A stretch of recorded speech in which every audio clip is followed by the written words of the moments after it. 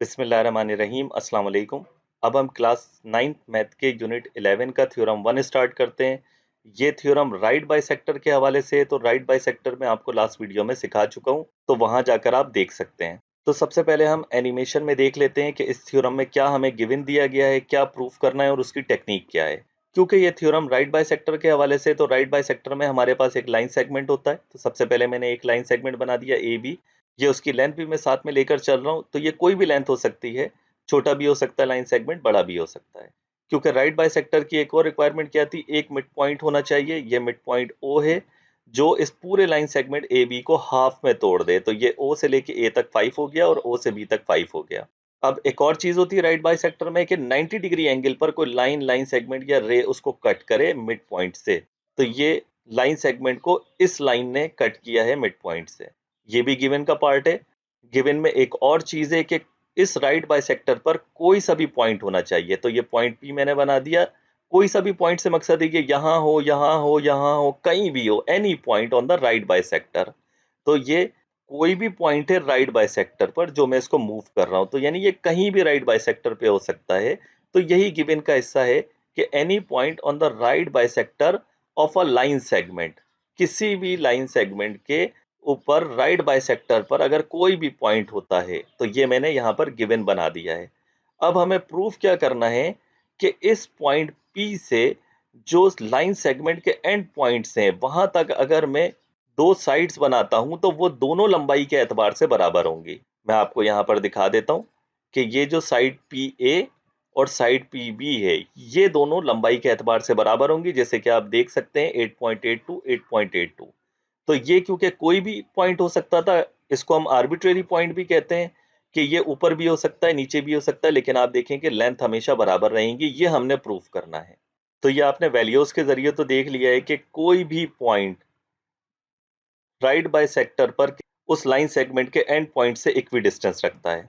अब इसको प्रूफ करने की जो टेक्निक है, मैं पी ओ को ज्वाइंट कर देता हूं ताकि ये दो राइट ट्राइंगल बन जाएं। तो इस तरह से इसकी लेंथ 7 है, तो ये लेंथ भी चेंज हो सकती है इस पॉइंट पी को चेंज करने के साथ साथ।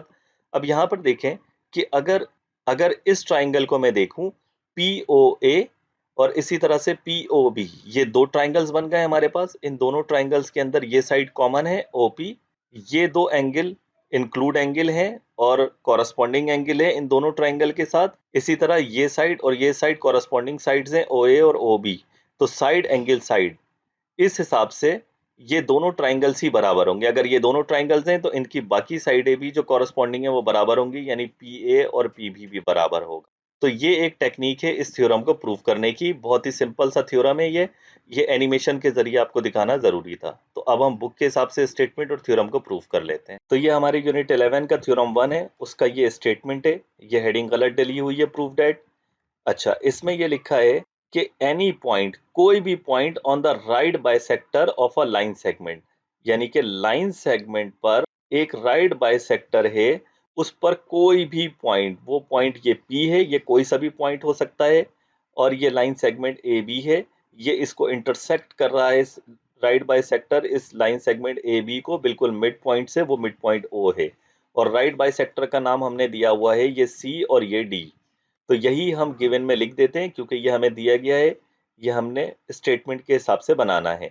तो वही हमने लिख दिया, C D is the right bisector of segment A B. तो देख लें, सेगमेंट ए बी है और राइट बाइसेक्टर सी डी है।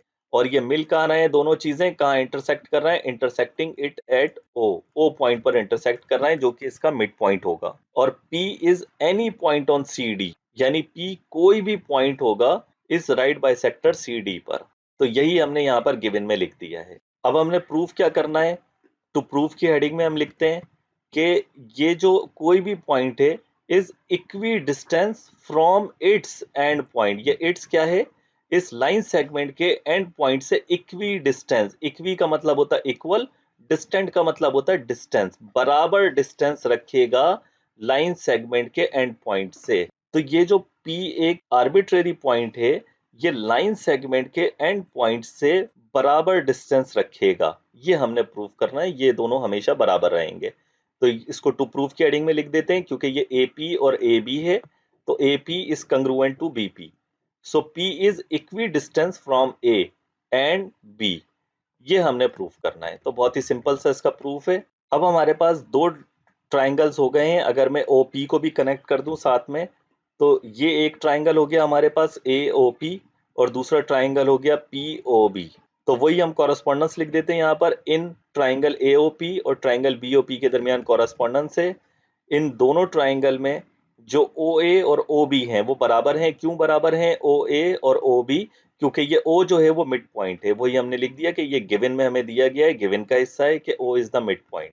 अब इसके बाद जो एंगल 1 और एंगल 2 है, ये दोनों बराबर हैं। क्यों बराबर हैं? क्योंकि ये दोनों एंगल राइट बाइसेक्टर पर बन रहे हैं। तो राइट बाइसेक्टर का मतलब क्या है कि ये जो लाइन सेगमेंट है और ये जो बाइसेक्टर है, ये दोनों 90 डिग्री एंगल पर हैं।